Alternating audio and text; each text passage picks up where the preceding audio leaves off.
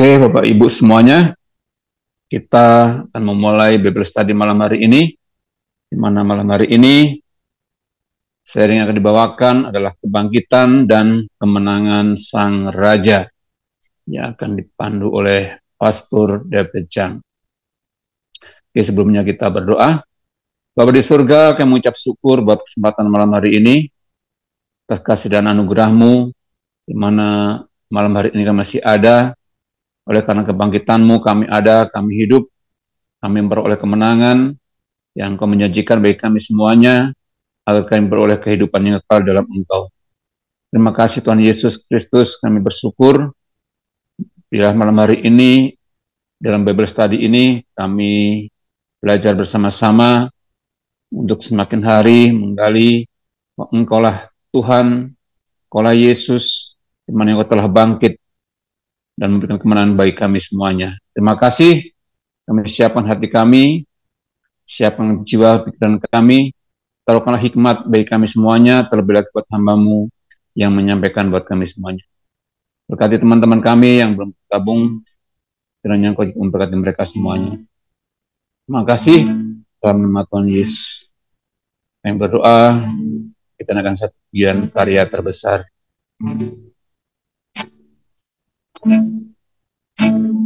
Kasih yang terindah, hati yang mulia, hanya ku temukan di dalam-Mu, Yesusku. Pujian dari hatiku selalu di setiap waktuku, tiada pernah berubah kasih-Mu.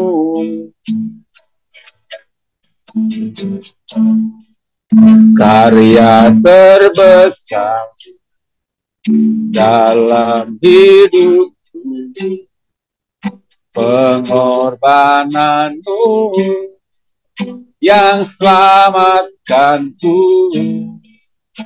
Engkaulah harta yang tak ternilai, yang ku miliki dan ku hargai. Yesus, Engkau ku kagumi.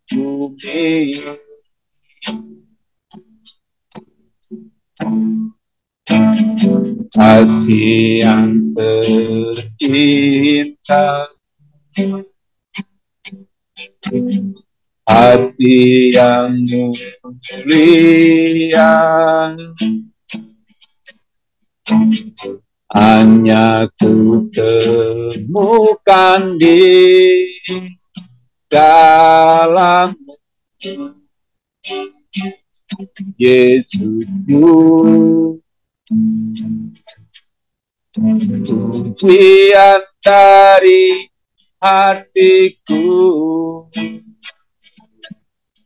selalu di setiap waktuku,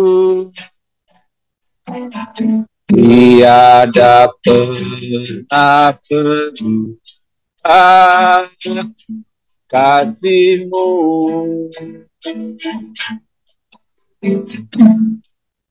Karya terbesar dalam hidupku, pengorbanan-Mu yang selamatkanku. Engkaulah harta yang tak ternilai, yang ku miliki dan ku hargai. Karya terbesar dalam hidupku, pengorbananmu yang selamatkanku. Engkaulah harta yang tak ternilai yang ku miliki dan ku hargai. Yesus, Engkau ku kagumi. Karya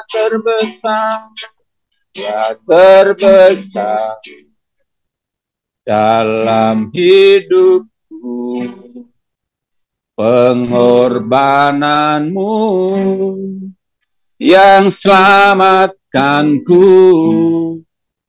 Engkaulah harta yang tak ternilai yang ku miliki dan ku hargai.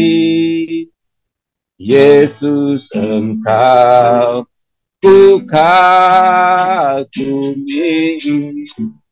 Karya terbesar dalam hidupku,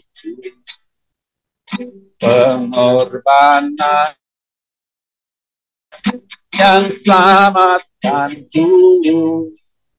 Engkaulah harta yang tak ternilai yang ku miliki dan ku hargai.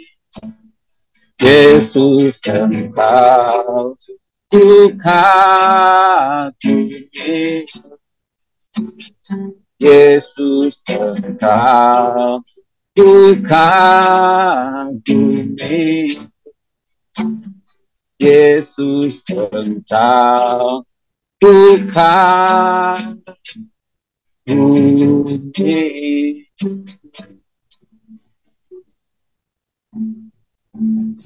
Oh, haleluya. Glory. Karya yang terbesar, kasih yang sejati dari Tuhan. Kau yang mati dan bangkit kembali bagi kami, berikan kemenangan bagi kami. Kau yang bangkit membuktikan Kaulah Tuhan, Kaulah Allah. Kau yang berkuasa, Kau yang berdaulat, Kau yang memerintah. Ku bersyukur padamu, Tuhan, atas kasih dan kebaikan-Mu, kemurahan yang Kau berikan bagi kami. Kami bersyukur padamu, Yesus.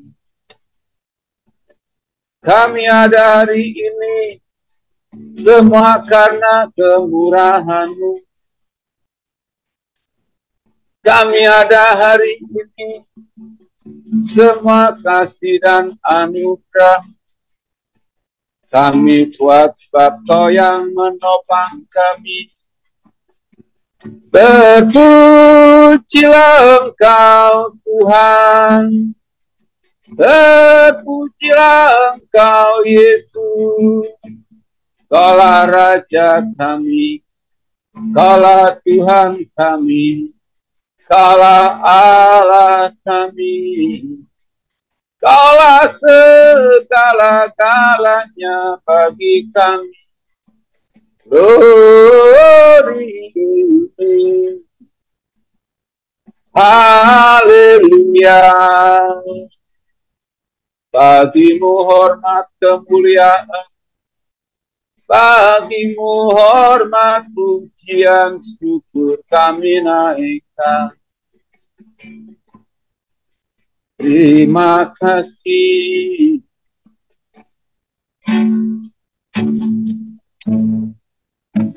Sembah dan puji nuita kami. Sembah dan puji nuita kami. Sembah dan puji nuita kami. Yesus Tuhan adalah Raja. Sembah dan puji nuita kami. Sembah dan puji nuita kami. Sembah dan puji nuita kami. Yesus Tuhan adalah Raja. Sekali katakan sembah dan puji. Sembah dan puji nuita kamu. Sembah dan puji nuita kamu. Sembah dan puji nuita kamu. Yesus Tuhan adalah Raja. Sembah dan puji nuita kamu. Sembah dan puji nuita kamu. Sembah dan puji nuita kamu. Yesus Tuhan adalah Raja. Yesus Tuhan adalah Raja. Yesus Tuhan adalah Raja.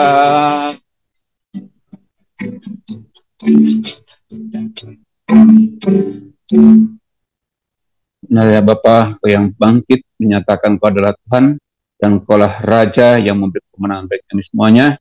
Terima kasih yang bersyukur buat malam hari ini atas kasih dan dukungan-Mu dan kemenangan Kau berikan bagi kami. Jika kami masih hidup hari ini dan bisa masuk dalam belajar dalam Bible Study malam hari ini. Terima kasih berikan urapan bagi kami semuanya, terlebih lagi buat hamba-Mu, Pastor Bijang yang mengajar buat kami. Berikan hikmat bagi kami, supaya kami juga menangkap isi hati Tuhan, menangkap firman-Mu yang akan disampaikan oleh hamba-Mu ini. Terima kasih, kiranya segala hormat pujian bagi nama-Mu, dalam nama Tuhan Yesus. Haleluya. Amin. Mari kita berdoa dulu. Tuhan Yesus, kami bersyukur atas semua kasih yang Engkau lakukan bagi kami. Engkau mati di kayu salib untuk menanggung dosa-dosa kami, dan Engkau bangkit memberikan kami hidup yang berpengharapan, menantikan Engkau datang kedua kali, agar kami dapat hidup di dalam hidup yang penuh kemuliaan. Tuhan Yesus, terima kasih, kami bersuka cita atas hari ini, atas apa yang Engkau lakukan. Hari ini kami akan belajar lagi tentang makna kebangkitan Engkau.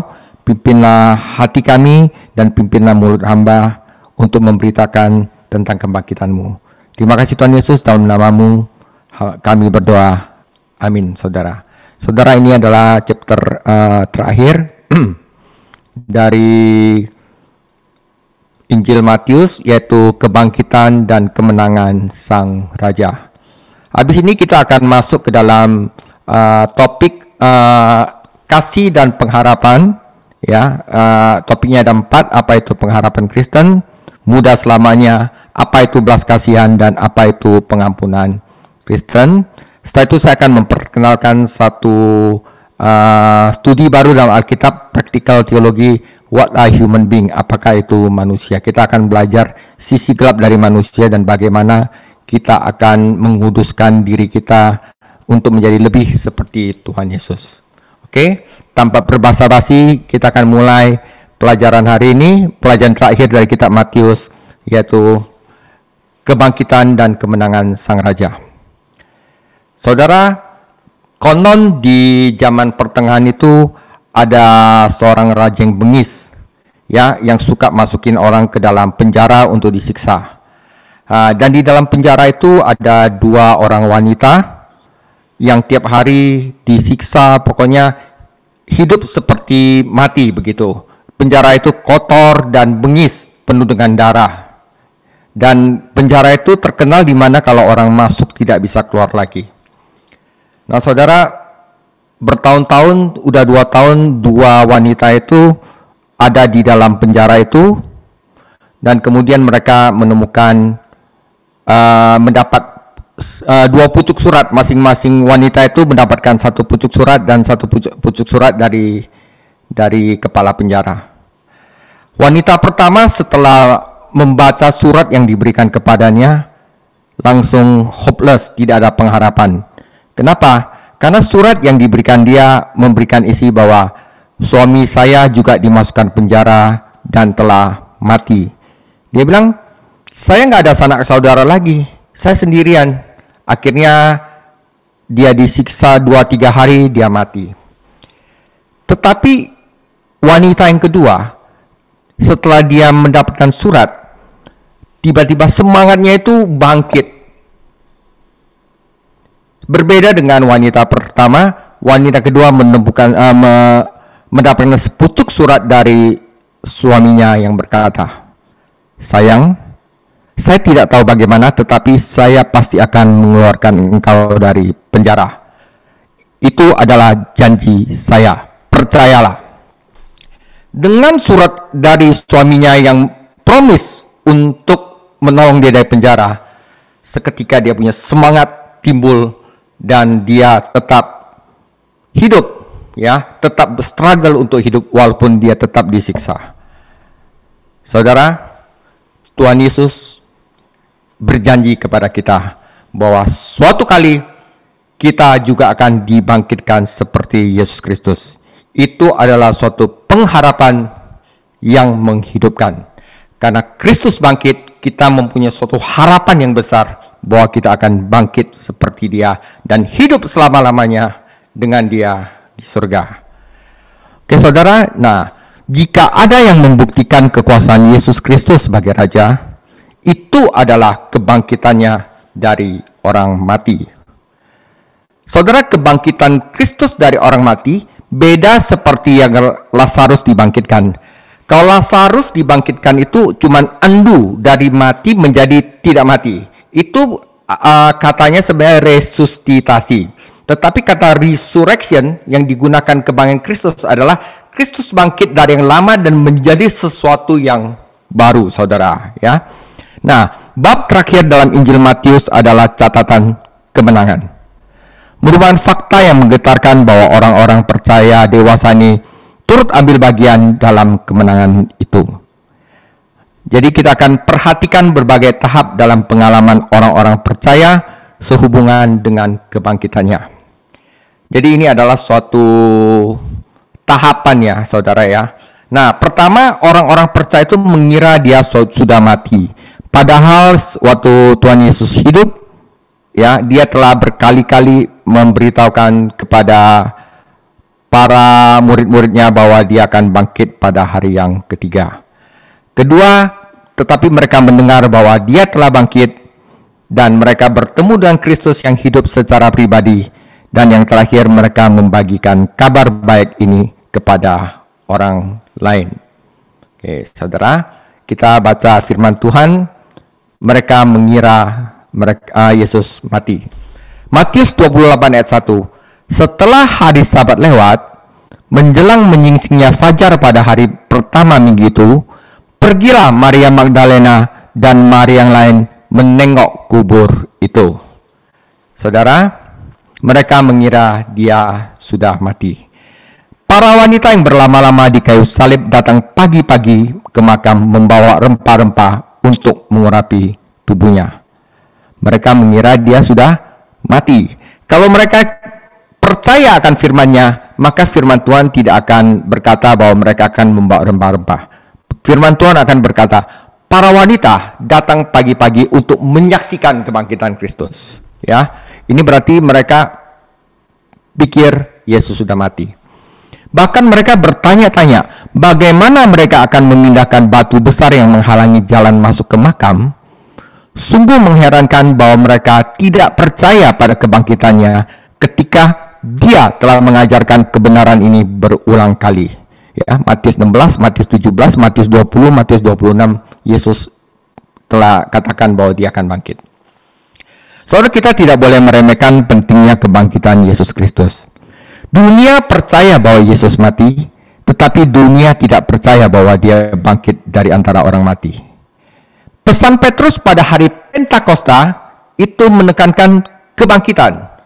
Ya, bahkan hal itu ditekankan di seluruh kitab Kisah Para Rasul. Apa pentingnya kebangkitan? Ini membuktikan bahwa Yesus adalah Anak Allah. Yesus menyatakan bahwa dia memiliki otoritas untuk menyerahkan nyawanya dan mengambilnya kembali. Saudara, kebangkitan Kristus memverifikasi kebenaran kitab suci. Baik dalam perjanjian lama maupun dalam ajaran Yesus, kebangkitan diajarkan dengan jelas. Jika Yesus tidak keluar dari kubur, maka kita tidak perlu percaya kitab suci. Tetapi kalau Yesus bangkit, maka kitab suci ini adalah benar. Saudara, kebangkitan Kristus itu menjamin kebangkitan kita sendiri di masa depan. Karena Yesus mati dan bangkit kembali, kita suatu hari nanti akan dibangkitkan untuk menjadi seperti dia atau dinamakan proses glorification. Bahkan seluruh struktur iman Kristen bertumpu pada fondasi kebangkitan. Jadi saudara, jika Kristus itu tidak bangkit, maka sia-sialah iman kita dan udah nggak ada gunanya kamu ke gereja. Tapi karena Kristus bangkit, maka kita punya pengharapan. Seperti wanita itu yang diberikan surat bahwa suatu hari dia punya pengharapan untuk keluar dari penjara oleh suaminya. Ya kan? Jika kita menyingkirkan kebangkitannya, kita tidak memiliki harapan. Dan kebangkitan Kristus adalah bukti bahwa juga ada penghakiman di masa depan. Karena ia telah menetapkan suatu hari di mana ia dengan adil akan menghakimi dunia oleh seorang yang telah ditentukannya, sesudah ia membenarkan kepada semua orang suatu bukti tentang hal itu dengan membangkitkan dia dari antara orang mati. Saudara, kebangkitan Kristus adalah dasar bagi imamat surgawi Kristus. Karena dia hidup dengan kuasa kehidupan yang tidak berkesudahan, dia mampu menyelamatkan kita sampai akhir. Dan dia hidup sekarang untuk menjadi perantara bagi kita. Saudara, kebangkitan Kristus memberi kuasa untuk kehidupan Kristen. Waktu Yesus belum bangkit, Petrus dengan pengecutnya dapat menyangkal Yesus 3 kali. Tetapi sudah Yesus bangkit, lihatlah perubahan drastis dari Petrus. Dia berkhotbah, 3.000 orang bertobat. Kita tidak dapat hidup bagi Allah dengan kekuatan kita sendiri.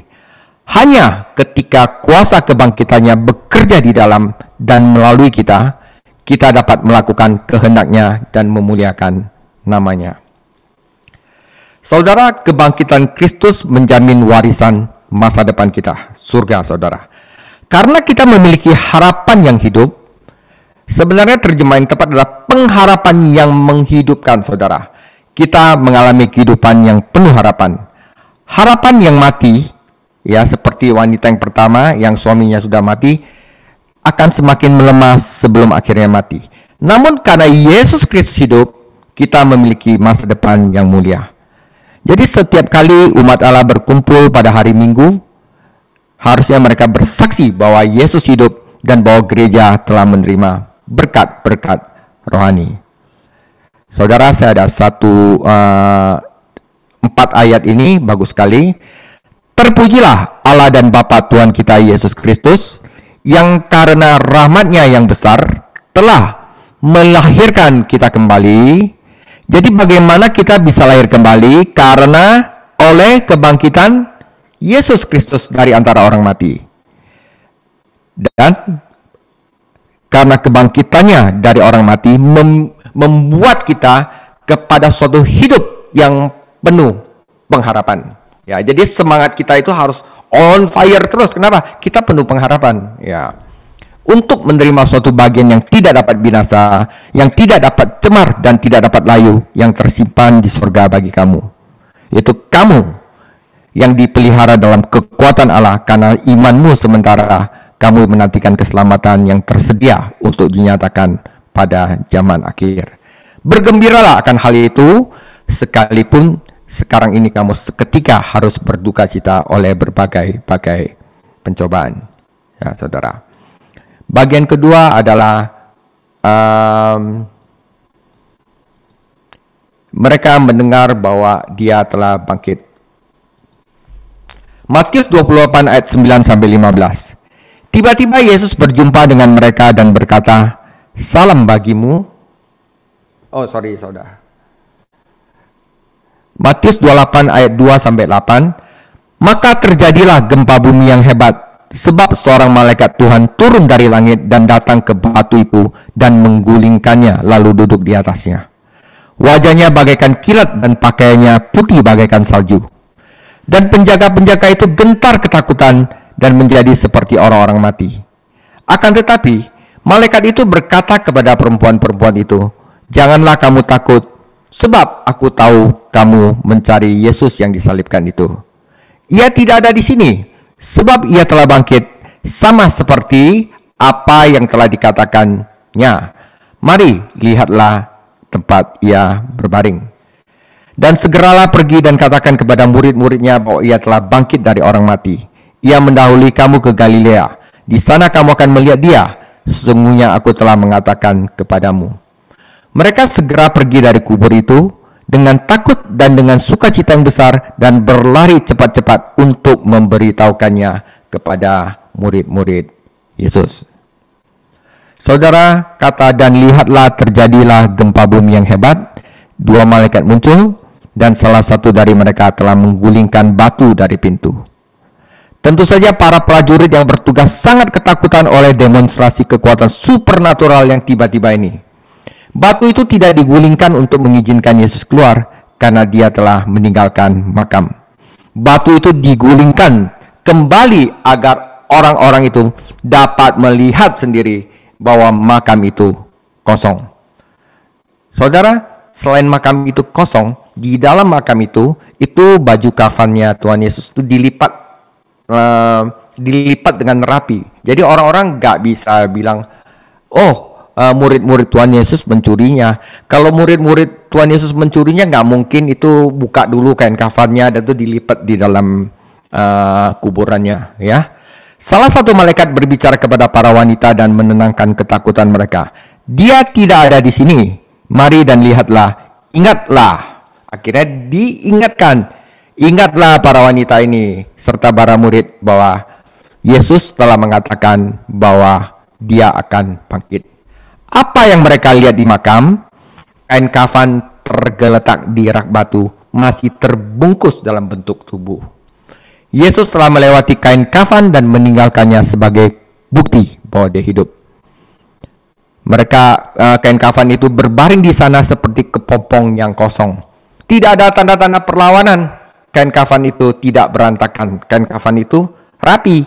Kalau misalnya murid-murid mau curi, nggak mungkin dirapin dulu gitu kan ya. Pasti sama kain kafannya pasti bawa Yesus keluar kalau Yesus mati. Tapi karena kain kafannya itu dibungkus dengan rapi, itu membuktikan bahwa Yesus bangkit. Nah, bahkan kain penutup wajah yang telah dililitkan di wajahnya terlipat rapi di tempatnya sendiri. Saudara, kita tidak dapat memeriksa bukti ini dengan cara yang sama seperti yang dilakukan orang-orang percaya pada Minggu Paskah pertama. Namun kita memiliki bukti dari firman Tuhan. Yesus tidak terbelenggu oleh ikatan kematian. Kisah Para Rasul 2 ayat 24, dia telah berjanji untuk bangkit dari kematian dan firman-Nya tidak pernah dilanggar. Dan saudara, perubahan yang luar biasa pada orang-orang percaya mula-mula adalah bukti lain dari kebangkitannya.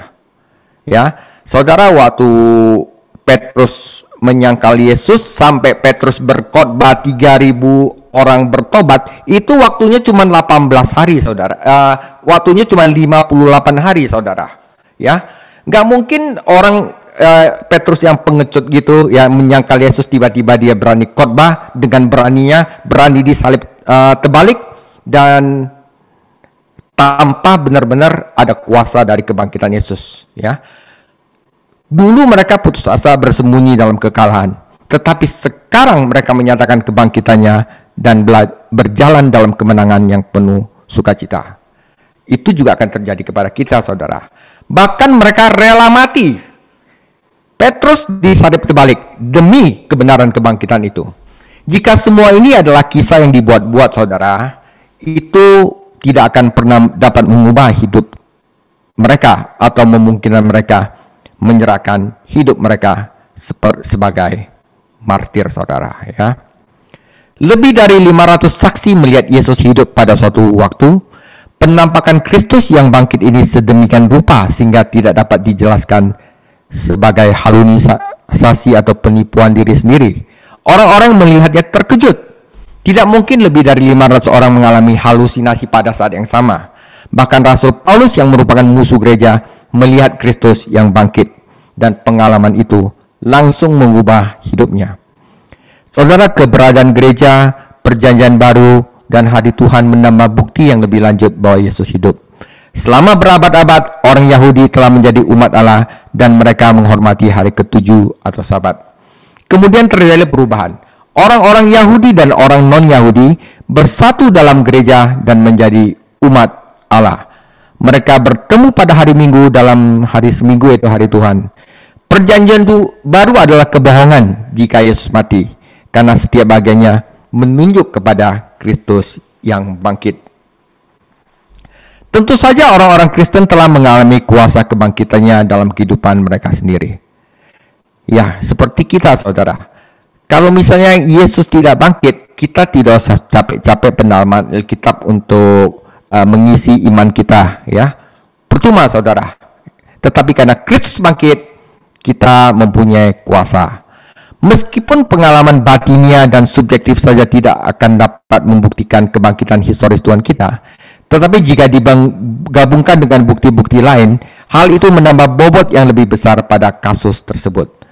Namun masih mungkin bagi orang-orang untuk menipu diri sendiri. Orang-orang percaya dalam semua jenis aliran sesat akan mengklaim bahwa jalan mereka benar karena apa yang telah mereka alami. Namun, saudara, kita orang-orang Kristen memiliki bobot sejarah gereja, kitab suci, saksi-saksi yang dapat diandalkan untuk mendukung pengalaman iman pribadi mereka. Karena datanglah dan lihatlah, diikuti oleh pergi dan ceritakanlah. Kita tidak boleh menyimpan berita kebangkitan ini untuk diri kita sendiri, saudara. Malaikat mengutus para wanita untuk memberitahu murid-murid Kristus sendiri. Mereka seharusnya mengharapkan berita itu, tetapi sebaliknya mereka mempertanyakan bahkan ketika mereka mendengarnya. Oke, saudara. Bagian ketiga adalah mereka bertemu dengan Tuhan Yesus yang hidup. Matius 28 ayat 9-15. Tiba-tiba Yesus berjumpa dengan mereka dan berkata, "Salam bagimu." Mereka mendekatinya dan memeluk kakinya serta menyembahnya. Maka kata Yesus kepada mereka, "Jangan takut, pergi dan katakanlah kepada saudara-saudaraku supaya mereka pergi ke Galilea, dan di sanalah mereka akan melihat aku." Ketika mereka di tengah jalan, datanglah beberapa orang dari penjaga itu ke kota dan memberitahukan segala yang terjadi itu kepada imam-imam kepala. Dan sesudah berunding dengan tua-tua, mereka mengambil keputusan lalu memberikan sejumlah besar uang kepada serdadu-serdadu itu. Untuk apa? Berkata dusta. Dan berkata, "Kamu harus mengatakan bahwa murid-muridnya datang malam-malam dan mencurinya ketika kamu sedang tidur. Dan apabila hal ini kedengaran oleh wali negeri, kami yang akan bela kamu. Kami akan berbicara dengan dia sehingga kamu tidak beroleh kesulitan apa-apa." Jadi tentara Romawi itu dia nggak lapor kepada wali negeri, dia lapor kepada imam-imam Farisi karena mereka satu geng lah gitu ya. Nah, mereka menerima uang itu dan berbuat seperti yang dipesankan mereka, dan cerita ini tersiar di antara orang Yahudi sampai sekarang, saudara. Ya, satu kebohongan sampai sekarang mereka tidak percaya bahwa Yesus bangkit. Saudara, mereka bertemu dengan Kristus yang hidup secara pribadi. Yesus menegaskan kembali perintah malaikat agar para murid menemuinya di Galilea. Di taman itu, Yesus telah memberitahu para muridnya bahwa ia akan bangkit dari antara orang mati dan menemui mereka di Galilea. Tetapi mereka lupa. Ya, seperti kadang-kadang kita di gereja ditanyakan apa firmannya minggu lalu apa, tapi mereka lupa. Ya. Sementara orang-orang percaya menyembah Kristus yang hidup, orang-orang yang tidak percaya berencana untuk menghancurkan kesaksian tentang kebangkitan Yesus Kristus. Saat itu beberapa prajurit telah menyadari bahwa mereka berada dalam keadaan yang sulit. Segel Romawi telah dibuka, batu telah digulingkan, dan jenazah tidak ada dalam makam. Bagi seorang prajurit Romawi, gagal dalam tugasnya merupakan pelanggaran yang dapat dihukum mati. Namun para prajurit itu strict. Mereka tidak melapor kepada Pilatus atau kepada atasan mereka. Mereka melapor kepada para imam kepala Yahudi. Mereka tahu bahwa orang-orang ini sama inginnya untuk menutupi mujizat itu seperti para prajurit itu. Saudara, ini dosa yang paling besar, saudara. Mengatakan jelas-jelas itu kebenaran, tetapi mereka mengatakan bahwa itu adalah kebohongan. Ya, saudara. Di antara para imam kepala, para tua-tua dan para prajurit, mereka menyusun sebuah cerita yang akan menjelaskan makam yang kosong itu karena tubuh Yesus dicuri. Dengan meneliti cerita ini, kita melihat bahwa itu sebenarnya membuktikan kebangkitan Yesus Kristus. Jika tubuh Yesus dicuri, maka itu diambil oleh teman-temannya atau musuh-musuhnya. Teman-temannya tidak mungkin melakukannya karena mereka telah meninggalkan tempat kejadian dan yakin bahwa Yesus telah mati. Musuh-musuhnya tidak akan mencuri tubuhnya karena kepercayaan akan kebangkitannya adalah hal yang mereka cegah. Mereka akan menggagalkan tujuan mereka sendiri jika mereka telah mengambil tubuhnya. Dan jika mereka telah mengambilnya, mengapa mereka tidak menunjukkannya dan membungkam kesaksian gereja mula-mula? Ya, siapapun yang mencuri tubuh itu akan mengambil tubuh itu dengan kain kafan. Gak mungkin kain kafannya itu dilipat rapi-rapi masukin ke dalam kuburan itu. Namun kain kafan yang kosong ditinggalkan di makam dengan rapi. Itu bukanlah tempat perampokan jenazah, bukan tempat perampokan kuburan. Para pemimpin agama telah memberikan uang kepada Yudas untuk mengkhianati Yesus. Dan mereka juga memberikan uang kepada para prajurit untuk mengatakan bahwa tubuh itu telah dicuri. Saudara, orang-orang Romawi ini akan menuntut harga yang besar karena nyawa mereka dipertaruhkan. Jika atasan mereka mendengar bahwa prajurit gagal, mereka bisa saja langsung dieksekusi. Bahkan jika cerita itu sampai ke Pilatus, ia mungkin tidak akan dapat berbuat banyak tentang hal itu. Ia yakin bahwa Yesus telah mati, dan itu saja yang penting baginya. Hilangnya tubuh Yesus tidak menimbulkan masalah bagi Pilatus. Mark Twain pernah menulis bahwa kebohongan dapat menyebar ke seluruh dunia, sementara kebenaran masih mengikat tali sepatu bootnya. Saudara, ada sesuatu dalam sifat manusia yang membuat orang mudah mempercayai kebohongan. Baru setelah kedatangan Roh Kudus pada hari Pentakosta dan kesaksian yang kuat dari para rasul, orang-orang Yahudi di Yerusalem menemukan kebenaran bahwa Yesus Kristus hidup. Setiap orang yang tulus, setiap orang yang mau mencari kebenaran, yang mempelajari bukti ini dengan hati yang terbuka, akan menyimpulkan bahwa kebangkitan Yesus Kristus adalah fakta sejarah yang tidak dapat disangkal. Tuhan Yesus juga menampakkan diri kepada 2 murid Emmaus hari itu, dan juga kepada 10 murid di ruang atas di Yerusalem. Seminggu kemudian ia menampakkan diri kepada ke-11 murid dan menangani ketidakpercayaan Thomas. Pada minggu Paskah pertama itu, Yesus juga menampakkan diri secara khusus kepada Petrus. Hari itu dimulai dengan para murid dan para wanita yang mengira Yesus telah mati. Kemudian mereka diberitahu bahwa ia hidup. Setelah pengumuman itu, mereka bertemunya secara pribadi. Tapi ada satu lagi tahap lagi dalam pengalaman mereka, yaitu mereka memberitakan kepada orang lain bahwa Yesus telah hidup. Oke, ini adalah ayat yang terakhir, Matius 28 ayat 16 sampai 20. Dan ke-11 murid itu berangkat ke Galilea, ke bukit yang telah ditunjukkan Yesus kepada mereka. Ketika melihat dia, mereka menyembahnya, tetapi beberapa orang ragu-ragu. Yesus mendekati mereka dan berkata, "Kepadaku telah diberikan segala kuasa di sorga dan di bumi. Karena itu, pergilah, jadikanlah semua bangsa muridku dan baptislah mereka dalam nama Bapa dan Anak dan Roh Kudus. Dan ajarlah mereka melakukan segala sesuatu yang telah kuperintahkan kepadamu. Dan ketahuilah, aku menyertai kamu senantiasa sampai kepada akhir zaman." Saudara, mereka membagikan kabar baik kepada orang lain. Beberapa ahli Alkitab menyamakan pertemuan di atas gunung di Galilea ini dengan penampakan Tuhan kepada lebih dari 500 saudara sekaligus. Fakta bahwa beberapa orang hadir meragukan kebangkitannya menunjukkan bahwa lebih dari 11 rasul hadir. Karena orang-orang ini sekarang adalah orang-orang percaya yang diteguhkan. Kenaikan Tuhan kita tidak terjadi saat itu, tetapi kemudian setelah ia melayani murid-muridnya di Yerusalem. Saudara, Matius 28 ayat 18 sampai 20 biasanya disebut amanat agung. Meskipun pernyataan ini tidak lebih besar dari pernyataan dalam Injilnya, juga bukan pernyataan terakhir yang dibuat Yesus sebelum dia kembali ke surga. Namun pernyataan ini berlaku bagi kita sebagai orang percaya, jadi kita harus memahami faktor-faktor yang terlibat. Pertama adalah otoritas. Dalam ayat ini, kuasa berarti otoritas, hak untuk menggunakan kuasa. Seluruh Injil Matius menekankan otoritas Yesus Kristus. Ada otoritas dalam pengajarannya, ia menjalankan otoritas dalam penyembuhan, ia juga bahkan menjalankan otoritas dalam mengampuni dosa.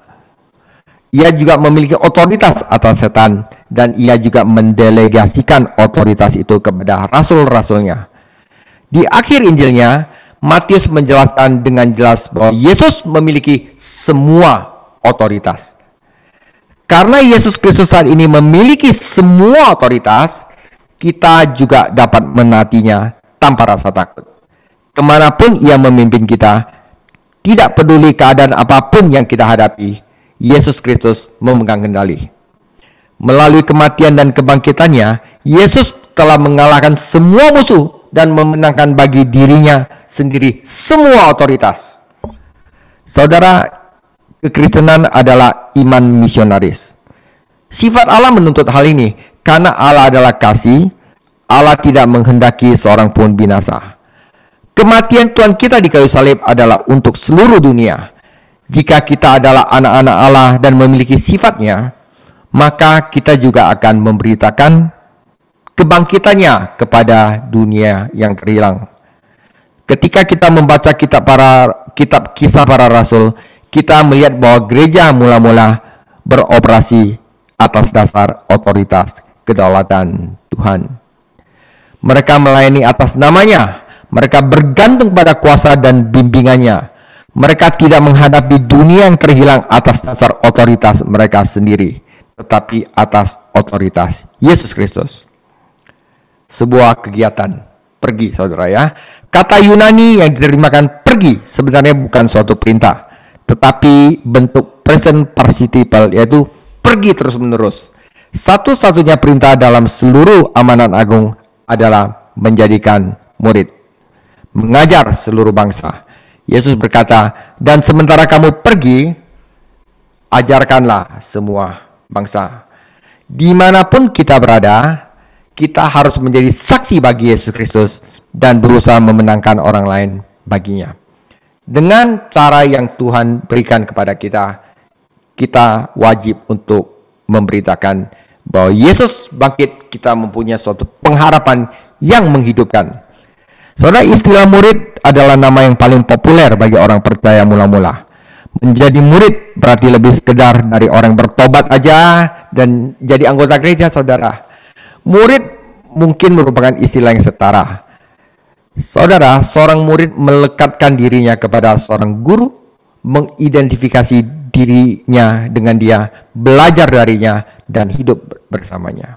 Nah, saudara, juga jika kita ada hal ini, berarti orang Kristen itu apakah cukup untuk pergi ke gereja seminggu sekali? Saudara, kalau saya mau ngomong, takutnya kalau kita hanya ke gereja seminggu sekali dan Senin sampai Sabtu itu tidak melakukan apa-apa, takut iman kita adalah iman yang sakit, saudara. Ya, kita udah menjadi murid Kristus. Setiap hari kita harus melekatkan diri kita kepada guru, yaitu berdoa, dan apa yang kita lakukan sekarang, baca Alkitab, belajar firman-Nya. Ia belajar, murid belajar, bukan hanya dengan mendengarkan, tetapi juga dengan melakukan. Tuhan kita memanggil 12 murid dan mengajar mereka, sehingga mereka juga dapat mengajar orang lain. Seorang murid dengan demikian adalah orang yang telah percaya kepada Yesus dan menyatakan imannya ini dengan dibaptis. Ia tetap berada dalam persekutuan orang percaya agar ia dapat diajar tentang kebenaran iman seperti yang kita lakukan sekarang, dan ia juga harus keluar dan memenangkan orang lain serta mengajar mereka. Saudara, ini adalah pola gereja perjanjian baru. Saudara, dalam banyak hal kita telah menyimpang dari pola ini. Di sebagian besar gereja, kadang-kadang jemaat itu membayar pendeta untuk berkhotbah, memenangkan yang terhilang, dan membangun yang diselamatkan. Sementara anggota gereja berfungsi sebagai pemandu sorak jika mereka antusias atau penonton, saudara. Ya, orang-orang bertobat dimenangkan, dibaptis, dan diberi tangan kanan persekutuan. Kemudian mereka bergabung dengan penonton lainnya. Jadi sebenarnya itu seluruh anggota gereja itu harus melayani dan menjadi saksi. Bukan ada jemaat, ada pengerja seperti sekarang, saudara. Seluruh dari anggota gereja itu harus menjadi saksi. Saudara, betapa cepatnya gereja kita bertumbuh dan betapa lebih kuat dan bahagianya anggota gereja kita jika setiap orang memuridkan orang percaya lainnya. Satu-satunya cara gereja dapat berbuah dan bertambah banyak adalah dengan program pemuridan yang sistematis. Oleh sebab itu saya lakukan ini, saudara. Itu adalah tanggung jawab setiap orang percaya, bukan hanya sekelompok kecil yang telah dipanggil untuk pergi. Yesus telah membuka pikiran para pengikutnya untuk memahami kitab suci. Mereka tahu apa yang dia ingin mereka ajarkan kepada orang-orang yang telah bertobat. Saudara, tidak cukup, saudara, untuk memenangkan orang bagi juru selamat. Kita juga harus mengajarkan mereka firman Tuhan. Ini juga merupakan bagian dari amanat agung, saudara. Sebuah kemampuan yang Tuhan berikan kepada kita. Yesus tidak hanya di tengah-tengah ketika umat-umatnya berkumpul bersama, tetapi dia juga hadir bersama mereka ketika mereka menyebar ke seluruh dunia untuk bersaksi. Jika Yesus masih tetap tinggal di bumi, Yesus tidak dapat memenuhi janji ini. Tetapi ketika Roh Kudus datang, Yesus dapat bersama-sama dengan umatnya dimanapun mereka berada. Saudara, sebagai penutup, saudara, Yesus telah bangkit. Saudara, sesungguhnya tidak ada yang bisa kita lakukan. Tidak ada syarat yang harus kita penuhi. Semuanya telah dilakukan oleh Yesus. Atau bahkan untuk percaya aja, karena Yesus telah menyertai kita. Gereja di Korintus yang sulit. Mematuhi amanat ini, Paulus datang ke kota itu, memenangkan orang-orang bagi Kristus, dan membaptis mereka, dan juga mengajarkan firman kepada mereka. Ketika keadaan sulit, Paulus mendapatkan kunjungan khusus dari Tuhan. Jangan takut, aku menyertai engkau.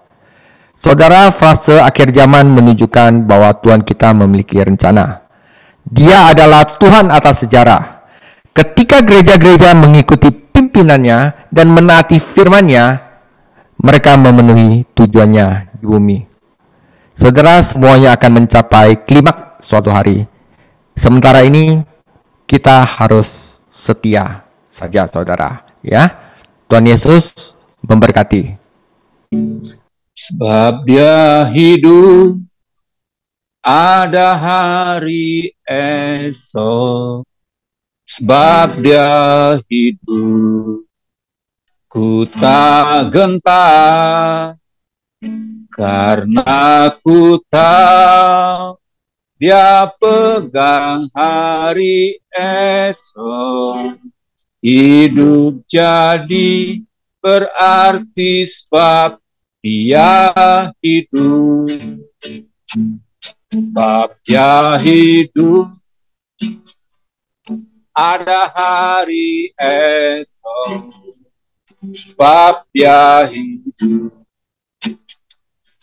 ku tak gentar, karena ku tahu Dia pegang hari esok.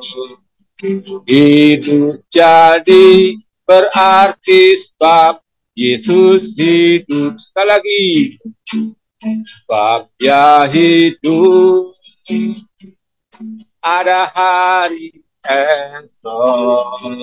Sebab Dia hidup, ku tak gentar, karena ku tahu Dia pegang hari esok. Hidup jadi berarti sebab Yesus hidup. Hidup jadi berarti sebab Yesus hidup.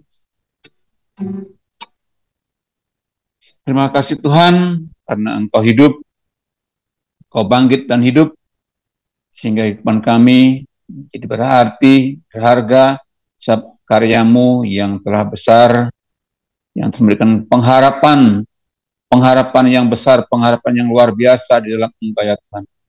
Terima kasih buat pengajaran malam hari ini, dan kami semakin yakin, kami bahkan yakin sesungguh-sungguhnya bahwa Engkau-lah juru selamat kami.